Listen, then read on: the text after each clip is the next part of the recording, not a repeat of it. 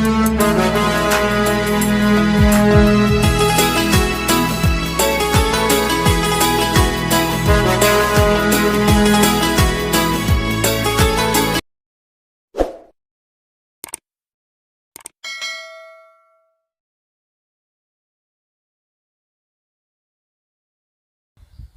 गुरुदेव विद्यार्थी मित्रों, पहला एक सूचना में ध्यान आपी लो। आपणे ऑफलाइन अथवा तो ऑनलाइन एग्जाम आई थिंक 28 तारीखनी आसपास लगभग लेवाशे, जेनु टाइम टेबल तमने आपी देशे। हमें ए एग्जामनी अंदर में एकाउंटनी अंदर में आपणो सिलेबस हशे। एकाउंट में पहलू चेप्टर जे आपणे मान लो के हिसाबी पद्धति अने पारिभाषिक शब्दों आपेला छे, पहलू चेप्टर, बीजू चेप्टर अने त्यार पछी चौथुं चेप्टर आम नोंध। आ 3 चेप्टर हशे। आपणे जेटलुं चलाव्युं छे ने एमांथी हशे। आपणे एमसीक्यू अने एक एक वाक्य विद्यार्थी मित्रों नवनीतमांथी पूछाशे। એટલે जो तमे नवनीत ना लीधी होय तो नवनीत लई अने एमां एमसीक्यू अने एक एक वाक्य पाका मंजो करवा। हवे आपणे स्वाध्यायनी अंदर में दाखला नंबर 12 आपने आपेलू छे वेपारी वटाव, रोकड़ वटाव अने घालखातना व्यवहारो आपेला छे। सूचना आपेली छे के नीचेना व्यवहारो परमेश्वरना ચોપડે आम नोंध लखो। 2014 जून तो आपणे एकने लख्युं श्री परमेश्वरना ચોપડે आम नोंध, तारीख, विगत, खापा, उधार रूपिया अने जमा रूपिया। दाखला नंबर आपने 12 आपेलो छे तो दाखला नंबर 12 आपी दो। चलो तारीख में शू है तो के 2014 आपने शू आपेलू है तो के जून 2014 जून। आ विद्यार्थी मित्रों आ दाखलानी अंदर में आपने वेपारी वटाव आप्यो छे। वेपारी वटाव एटले शू तो के उत्पादक द्वारा वेचाण वधारवा माटे जे तमने वटाव आपवामां आवे छे तेने वेपारी वटाव कहेवामां आवे छे। तमारे दाखलामां जेटली थियरी जरूरी छे ने एवुं दाखलो चालू थाय त्यारे हुं अगाऊ तमने समजावी दઉં છું के जे पॉइंट तमारे थियरीमां उपयोग आवे ए।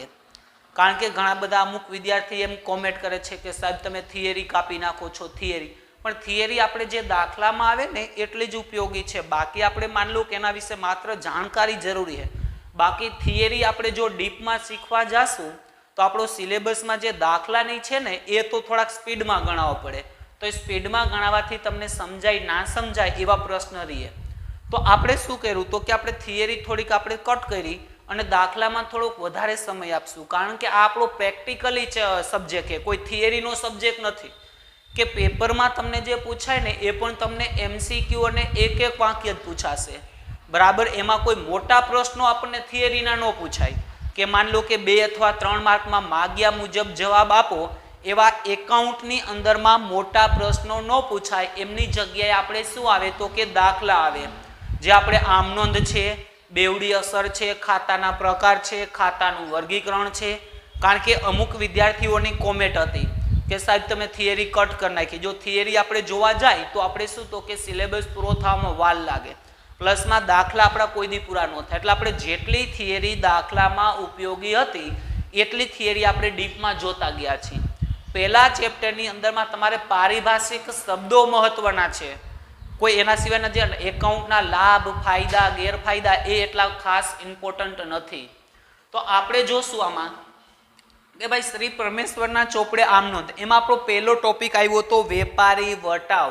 आ विद्यार्थी मित्रों वेपारी वटाव एटले शुं तो के उत्पादक द्वारा वेचाण वधारवा माटे जे कांई मान लो के तमने वटाव आपवामां आवे, डिस्काउंट आपवामां आवे, जेने आपणे शुं कहेवामां आवशे तो के वेपारी वटाव कहेवामां आवशे। वेपारी वटावनी ચોપડે नोंध करवामां आवती नथी।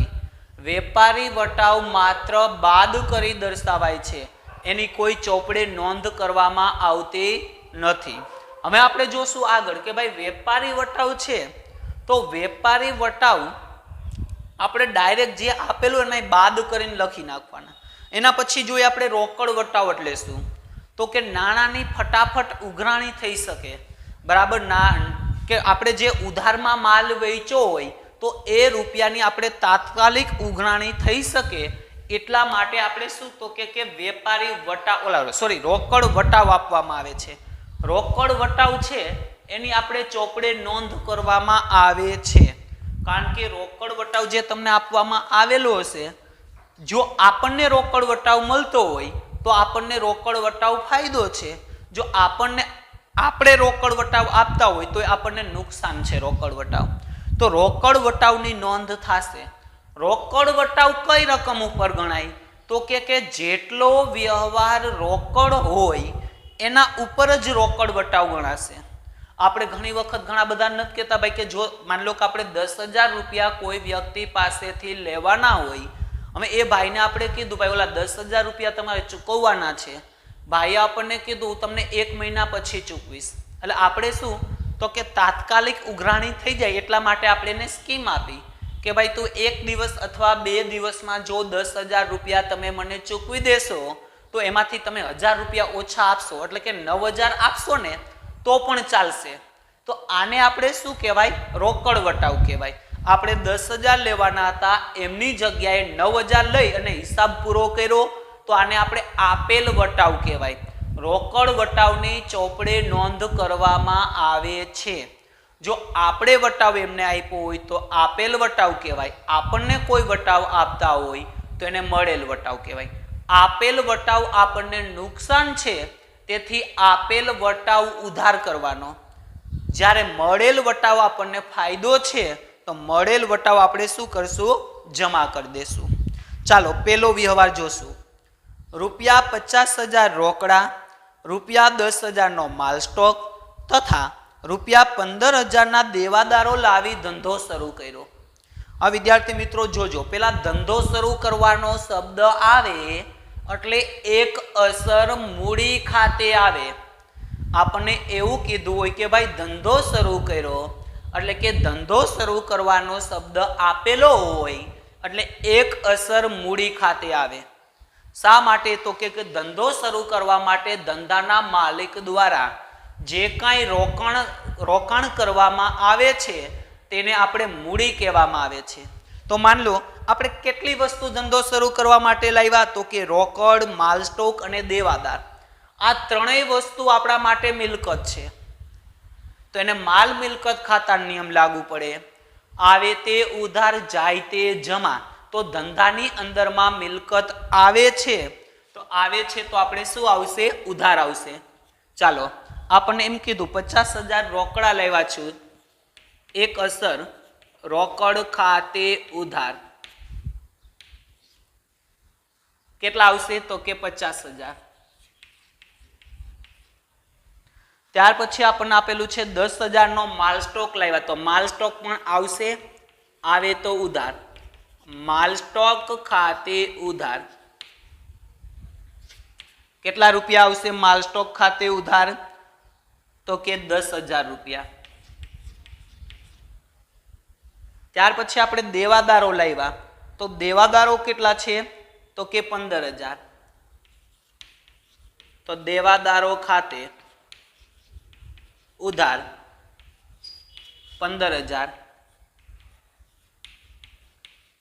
ચાલો અમે તે મૂડી ખાતે જમા. આપણે મૂડી કેટલા રૂપિયાની થશે તો કે મૂડી થશે આનો ટોટલ કરવાનો એટલે ટોટલ કરીને જેટલા આવે એટલી મૂડી થશે. 50,000 પ્લસ 10,000 પ્લસ 15,000 એટલે 75,000 રૂપિયા આપણે શું થશે? મૂડી થશે. એટલે મૂડી ખાતે જમા. ચાલો આનું બાબજે શું આવે? હવે વિદ્યાર્થી મિત્રો કોમેન્ટ એવી હતી કે સાહેબ તમે બાબજે લખતા જાઓ.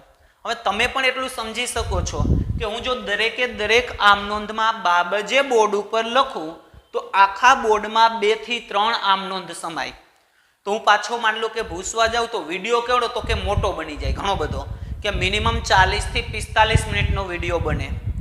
બરાબર? તો એટલા માટે આપણે બાબજે બોલી જાય છે કારણ કે તમે એ લખી શકો એટલા માટે. તો આપણે શું આનું બાબજે આવશે? તો બાબજે લખો રોકડ, માલ સ્ટોક અને દેવાદારો લાવી ધંધો શરૂ કર્યો તેના.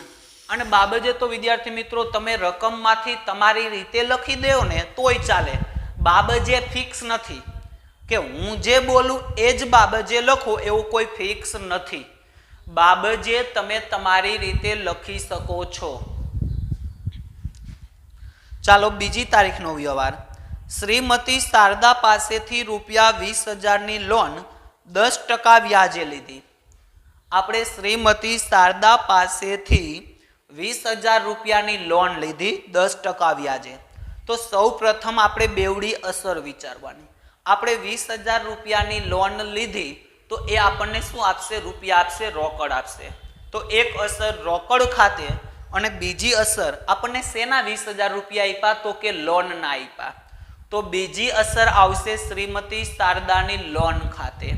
હવે રોકડ આવ્યું તો રોકડને આપણે માલ મિલકત ખાતાનો નિયમ લાગુ પડે. તો માલ મિલકત ખાતાનો નિયમ એવું કે આવે તે ઉધાર જાય તે જમા. તો આપણે શ્રીમતી શારદા પાસેથી લોન લીધી તો રોકડ આવશે જ જાશે? તો કે આવશે. તો રોકડ ખાતે ઉધાર ₹20,000. હવે શ્રીમતી શારદા વ્યક્તિ ખાતાનો નિયમ, તો એ આપણને આપનાર થશે. તો આપનાર થાય તો આપનાર ખાતે જમા. શ્રીમતી શારદા ખાતે જમા. કેટલા રૂપિયા આવશે? ₹20,000. બાકી વિદ્યાર્થી મિત્રો તમે થોડું સ્ટેપ બાય સ્ટેપ વિચારશો ને એટલે ઓટોમેટિક આવડી જશે. સૌ પ્રથમ તમારે નક્કી કરવાની બેવડી અસર. બેવડી અસર નક્કી થાય ત્યાર પછી તમારે વિચારવાનું કે આને કયા ખાતામાં સમાવેશ થશે, અને ત્યાર પછી આપણે ખાતાનો નિયમ મગજમાં વિચારવાનો કે ભાઈ વ્યક્તિ ખાતામાં સમાવેશ થતો હોય તો લેનાર થાય કે આપનાર થાય છે. માલ મિલકત ખાતામાં સમાવેશ થતો હોય તો આપણે વિચારવાનું કે ભાઈ માલ મિલકત ખાતામાં સમાવેશ થાય તો એ આવે છે કે જાય છે, અને ઉપજ ખર્ચમાં હોય તો ખર્ચ કે ઉપજ. આ વસ્તુ તમારે મનમાં નક્કી કરવાની છે. જેટલું તમે જાતે વિચારશો એટલી આમ નોંધ પાવરફુલ આવશે. બાકી તો તમારે પ્રેક્ટિસ કરવી પડશે. આ વ્યવહારની પ્રેક્ટિસ કરો, એક્ઝામ્પલમાં આપેલા છે એ વ્યવહારની પ્રેક્ટિસ કરો. આ રીતે જે કાંઈ વ્યવહાર આપેલા હોય એમની તમારે પ્રેક્ટિસ કરવી પડશે. આનું બાબતે શ્રીમતી શારદા પાસેથી 12%ના વ્યાજે શ્રીમતી શારદા પાસેથી 10%ના વ્યાજે લોન લીધી તેના 3 તારીખનો વ્યવહાર. રામેશ્વર સ્ટોર્સમાંથી ₹8,000નો માલ 10% વેપારી વટાવે ખરીદો.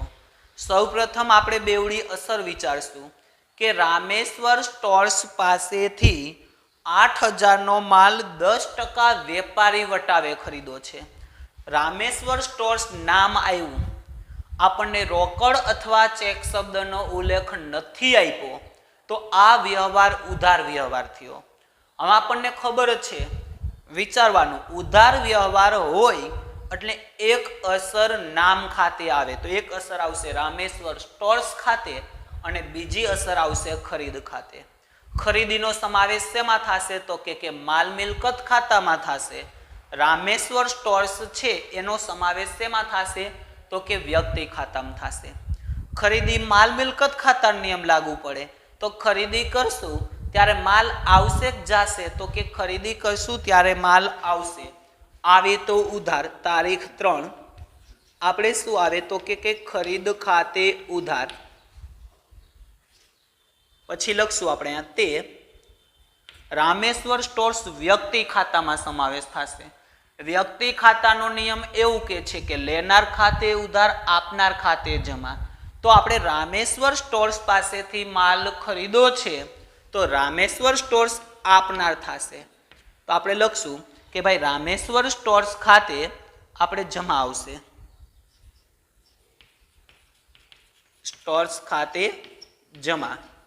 હવે વિદ્યાર્થી મિત્રો સમજો, આપણને 8,000 માલ ખરીદો છે તો આપણે શું આવશે? 8,000 ગુણ્યા 10%.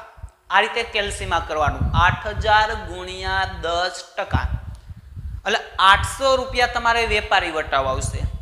વેપારી વટાવ બાદ કરીને લખવાના. એટલે પછી તમારે શું 8,000 માંથી 800 બાદ કરી દેવાના એટલે 7,200 આવશે. બરાબર, આપણે અહીં લખી દઈશું 7,200. हजी एक बार समझी लो टका केवी रीते शोधवाना। आ रीते पण करी शकशो 8000 गुणिया 10%, એટલે 800 વેપારી વટાવ આવ્યો। આ બાદ કરવાની રિક્વાયરમેન્ટ છે તો આપણે લખશું માઇનસ ઇક્વલ ટુ, એટલે ઓટોમેટિક બાદ થઈ જશે અને 7200 આવી જશે। આનું બાબજે લખો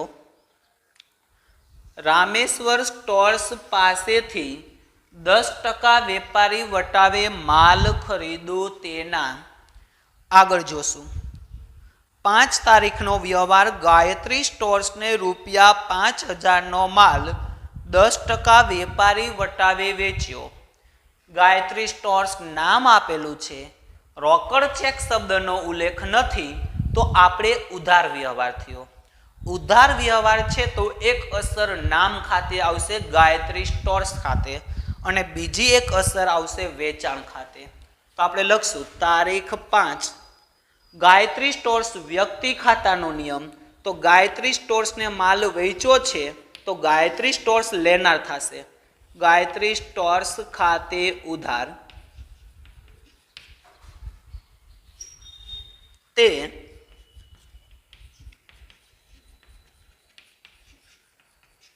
વેચાણ ખાતે જમા। કેટલા રૂપિયાનો આપણે માલ વેચ્યો છે તો કે 5000 નો માલ 10% વેપારી વટાવે, તો તમે 500 રૂપિયા વેપારી વટાવ બાદ કરો એટલે 4500 રૂપિયા આવશે। વટાવ કેવી રીતે શોધવાનો એ મેં આના પહેલાના વ્યવહારમાં તમને શીખડાવેલું છે। આનું બાબજે શું આવશે તો કે ગાયત્રી સ્ટોર્સને 10% વેપારી વટાવે માલ વેચ્યો તેના। આગળ જોશું રાધા કિશન સ્ટોર્સમાંથી ₹15000 નો માલ 10% વેપારી વટાવ અને 10% રોકડ વટાવે ખરીદો। અડધી રકમનો ચેક આપ્યો। 7 તારીખનો વ્યવહાર વિદ્યાર્થી મિત્રો ખાસ સમજો। પહેલા તો આપણે નક્કી કરીએ એમાં કેટલી અસર થશે। આપણને રકમમાં એવું કીધું છે કે અડધી રકમનો ચેક આપ્યો તો અડધા રૂપિયા આપણે ચેકથી ચૂકવા, અડધા રૂપિયાની કોઈ સૂચના નથી તો અડધો વ્યવહાર આપણે એના રૂપિયા બાકી રાખ્યા હશે। તો અડધો વ્યવહાર રોકડ થયો અને અડધો વ્યવહાર શું થયો ઉધાર થયો। તો આપણે ચેક શબ્દ આવ્યો એટલે એક અસર આપણે શું આવશે તો કે બેંક ખાતે આવશે। પહેલા આપણે અસર લઈ લે, એક અસર ખરીદ ખાતે, બીજી એક અસર તો કે આપણને ચેક શબ્દ આવ્યો એટલે બેંક ખાતે આવશે। હવે વિદ્યાર્થી મિત્રો અડધો વ્યવહાર રોકડ છે અને અડધો વ્યવહાર ઉધાર છે, તો એક અસર આપણે જેટલો વ્યવહાર ઉધાર હોય એટલા વ્યવહારમાં નામ આવે કે ન આવે તો કે રાધા કિશન સ્ટોર્સ ખાતે એક અસર આવશે। અડધો વ્યવહાર ઉધાર છે એટલે રાધા કિશન સ્ટોર્સ ખાતે। હવે અડધો વ્યવહાર રોકડ છે, તો અડધો વ્યવહાર રોકડ છે તો જેટલો વ્યવહાર રોકડ હોય એના ઉપર રોકડ વટાવ ગણાય। તો આપણને આની અંદરમાં 10% લેખે રોકડ વટાવ આપેલો છે, તો આપણે એક અસર વટાવ ખાતે આવશે। તમે રોકડ વટાવ લખો તોય ચાલે, મળેલ વટાવ લખો તોય ચાલે અને ખાલી વટાવ લખશો તોય ચાલશે। એટલે કે આ વ્યવહારની અંદરમાં 4 અસર થશે। હવે આમાં કઈ અસર ઉધાર થાય, કઈ અસર જમા થાય એ સમજીએ। આપણે માલની ખરીદી કરેલી છે તો ખરીદી કરી તો માલ આવશે કે જાશે? આવશે। આવે તો ઉધાર, ખરીદ ખાતે ઉધાર। કેટલા રૂપિયા તો કે રૂપિયા હું પછી લખતા શીખડાવું। ચાલો અડધી રકમનો ચેક આપ્યો, આપણે ચેકથી રૂપિયા ચૂકવતા હોય તો બેંક સિલક વધે કે ઘટે તો કે બેંક સિલક ઘટે। તો બેંક સિલક ઘટે તો બેંક ખાતે શું આવશે? જમા આવશે। તે બેંક ખાતે જમા। રાધા કિશન સ્ટોર્સ વ્યક્તિ ખાતા નિયમ લાગુ પડે। લેનાર થશે કે આપનાર થશે રાધા કિશન સ્ટોર્સ? તો કે આપનાર થશે। તો તે રાધા કિશન સ્ટોર્સ ખાતે જમા।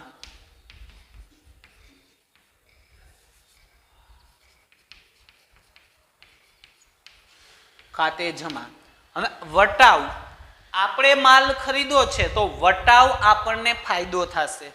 આપણે રૂપિયા ઓછા ચૂકવવાના છે તો ઉપજ ખર્ચ ખાતાના નિયમ મુજબ વટાવ આપણને ફાયદો છે તો વટાવ ખાતે જમા કરી દેશું. હવે વિદ્યાર્થી મિત્રો એક રકમ મૂકતા શીખી લ્યો.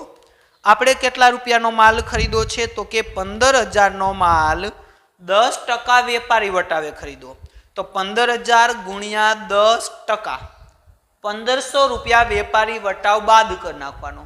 વેપારી વટાવ આવે એટલે આંખું વીંચીને બાદ કરી નાખવાનો. વેપારી વટાવની ક્યાંય નોંધ કરવામાં આવતી નથી. એટલે આપણે 13,500 ની ખરીદી થઈ. ખરીદ ખાતે ઉધાર 13,500. ચાલો આગળ જોશું. આપણે અડધી રકમ ચૂકવી નથી તો એ 13,500 ભાંગ્યા 2 કરો તો 6,750 રાધા કિશન સ્ટોર્સ ખાતે લખી નાખો. શું કામ તો કે 6,750 રૂપિયા આપણે બાકી રાખ્યા છે.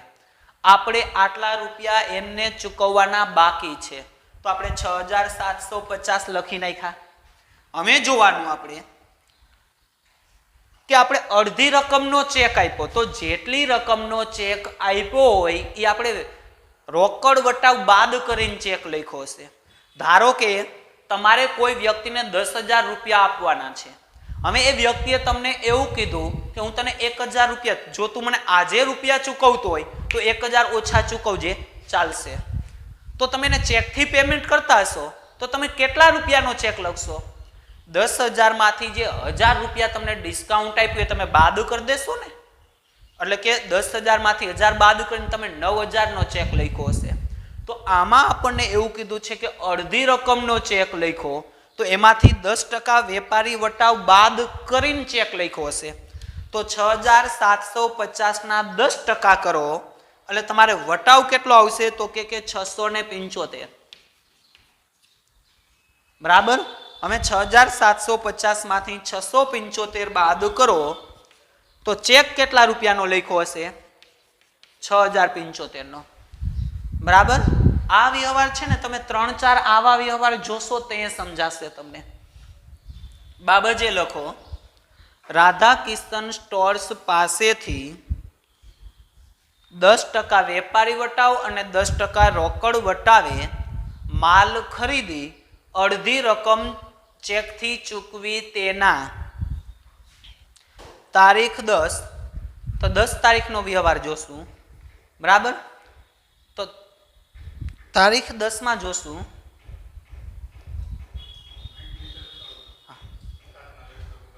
હા કાંઈ 10 તારીખનો વ્યવહાર જોશું આપણે. વિભૂતિ પાસેથી રૂપિયા 5,000 નો માલ મોકલવાનો ઓર્ડર મળ્યો. ઓર્ડર મળ્યો તો એ આપણો બિન આર્થિક વ્યવહાર થયો. તારીખ કેટલી આપી છે આપણને? 10. આપણને ઓર્ડર મળ્યો, હજી કોઈ જાતની લેતી દેતી થઈ નથી. તો આપણે કેવો વ્યવહાર છે? બિન આર્થિક વ્યવહાર છે.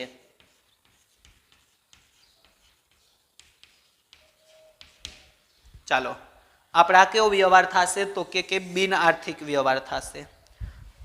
12 તારીખનો વ્યવહાર જુઓ. વિભૂતિના ઓર્ડર મુજબનો માલ 10% વેપારી વટાવે મોકલ્યો.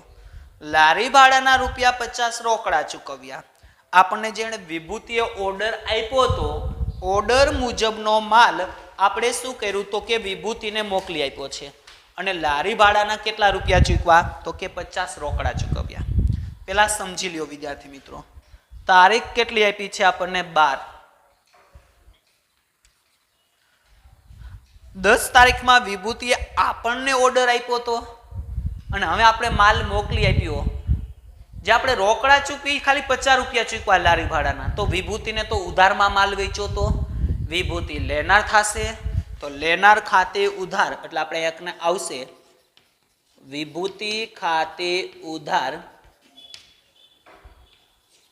તે વેચાણ ખાતે જમા. ચાલો આપણે કેટલા રૂપિયાનો ઓર્ડર આપ્યો હતો તો કે 5,000 નો માલ 10% વેપારી વટાવે. 5,000 માંથી 10% વેપારી વટાવ બાદ કરશો એટલે આપણે 4500 રૂપિયા આવશે 4500 અને 4500. આનું બાબતે લખો વિભૂતિના ઓર્ડર મુજબ માલ મોકલ્યો તેના. હવે વિદ્યાર્થી મિત્રો આમાં જે લારી ભાડાના છે 12 તારીખના વ્યવહારમાં 2 આમ નોંધ થશે કારણ કે આપણે 2 વ્યવહાર કરેલા છે. લારી ભાડાના ₹50 રોકડા ચૂકવ્યા તો લારી ભાડું આપણા માટે ફાયદો થશે કે નુકસાન થશે?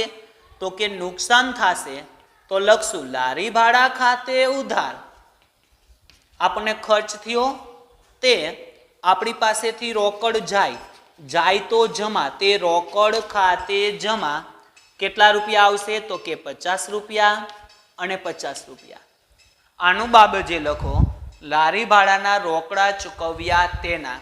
હવે આમાં એક સમજો આ બેની સંયુક્ત આમનોંધ શા માટેના? તો કે આ બે આમનોંધમાં એકેય એન્ટ્રી કોમન નહોતી. જો એકેય એન્ટ્રી કોમન હોય તો આપણે સંયુક્ત આમનોંધ કરી શકાય, નહીંતર આપણે સંયુક્ત આમનોંધ થઈ શકતી નથી. એટલા માટે આ બેમાં આપણે સંયુક્ત આમનોંધ ના થઈ. 15 તારીખનો વ્યવહાર વિભૂતિ નાદાર જાહેર થતા ₹300 ઘાલખાત પડી અને બાકીની રકમનો ચેક મેળ્યો. હવે વિદ્યાર્થી મિત્રો આમાં એક શબ્દ નવો આવ્યો. નાદાર એટલે શું? તો કે માન લો કે કોઈ વ્યક્તિ પોતાનું દેણું ચૂકવવા માટે સક્ષમ ના હોય ત્યારે એને અદાલતમાં અરજી કરવી પડે છે. જો અદાલત અરજી મંજૂર કરે નાદાર જાહેરની તો એ વ્યક્તિ નાદાર જાહેર થઈ શકે. એમનેમ નાદાર જાહેર થઈ શકતો નથી અને એની બધી પ્રોપર્ટી કોના? તો કે અદાલતના હસ્તક થઈ જાય. અદાલત એનો નિકાલ કરી અને એના લેણદારોને જે કાંઈ રકમ મળતી હોય એટલી ચૂકવે છે. પછી એ વ્યક્તિને લીગલી એની પાસે કોઈ રૂપિયા માંગી શકતું નથી. તો આપણને એવું કીધું કે વિભૂતિ નાદાર જાહેર થતા ₹300 ઘાલખાત પડી. એટલે કે વિભૂતિ નાદાર જાહેર થયો તો આપણે ₹300 શું થયું? તો કે ઘાલખાત પડી. વિચારો ઘાલખાત આપણને ફાયદો થશે કે નુકસાન થશે? તો કે ઘાલખાત એટલે બૂચ. આપણે કોઈ વ્યક્તિ પાસેથી પૈસા લેવાના હોય અને ત્યાર પછી તેમની પાસેથી પૈસા મળી શકે તેમ ના હોય તો એને આપણે ઘાલખાત કહેવાય. તો આપણે ઘાલખાત એટલે શું આવશે? તો કે બૂચ. તો આપણે અહીંયા આવશે ઘાલખાત ખાતે ઉધાર. ઘાલખાત આપણા માટે ખર્ચ આપેલો છે. કેટલા રૂપિયા આવશે? ₹300. હવે આના પહેલાના વ્યવહારમાં જુઓ આપણે વિભૂતિ પાસેથી ₹4500 લેવાના હતા. ₹300 ઘાલખાત પડી એટલે વૈધા કેટલા? ₹4200 વૈધા. અમે ₹4200 પણ એમાં સૂચના આપેલી છે બાકીની રકમનો ચેક મેળ્યો. તો ચેક કેટલાનો મેળ્યો હશે? આપણને ₹4200 મેળ્યો હશે. બરાબર. તો વિચારો જે બેંક શિલક વધશે ઘટશે? તો કે બેંક શિલક વધે તો બેંક ખાતે ઉધાર 4200 તે વિભૂતિ આપનાર થશે એટલે તે વિભૂતિ ખાતે જમા. કેટલા રૂપિયા આવશે? ₹4500. હવે જો આના પહેલાના વ્યવહારમાં વિભૂતિ ખાતે ઉધાર હતા 4500. આ વ્યવહારમાં વિભૂતિ ખાતે ₹4500 જમા થયા તો એકાઉન્ટની અંદરમાં આવી રીતે ખાતું બંધ થાય.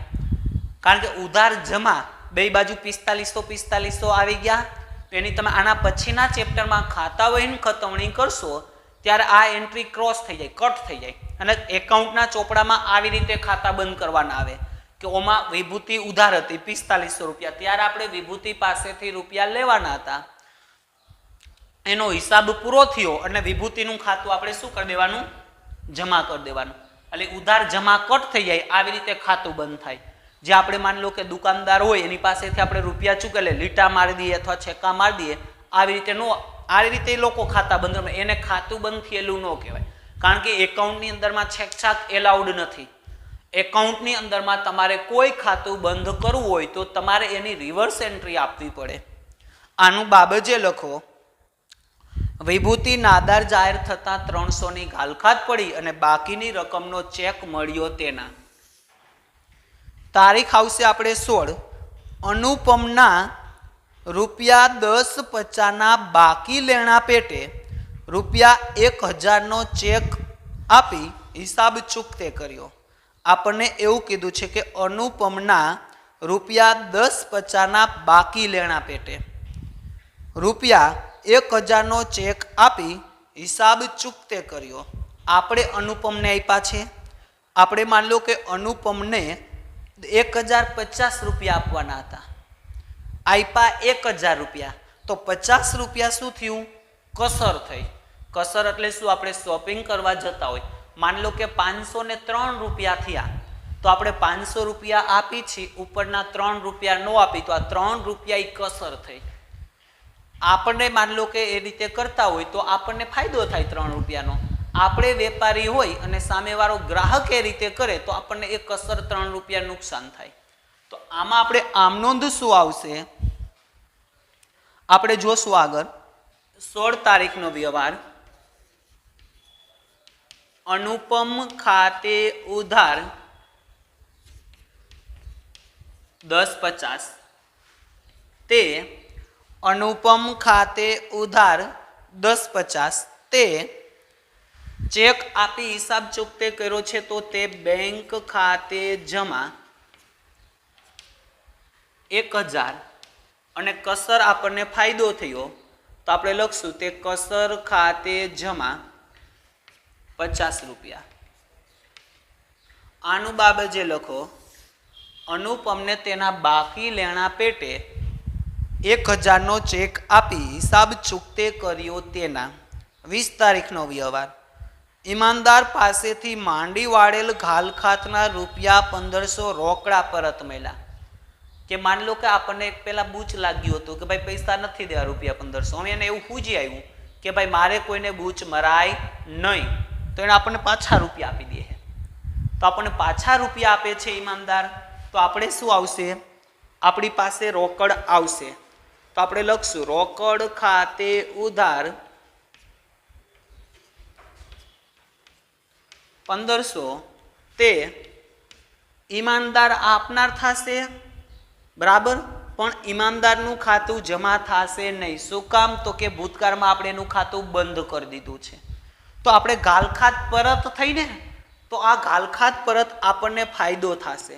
તો આપણે લખશું ઘાલખાત પરત ખાતે જમા કેટલા રૂપિયા આવશે? તો કે ₹1500. બાબતે લખો ઈમાનદાર પાસે માંડી વાળેલ ઘાલખાતના પરત મળ્યા તેના. આ લખાઈ જાય ત્યાર પછી તમારે તમારી રીતે કુલ સરવાળો કરી દેવાનો. કુલ સરવાળો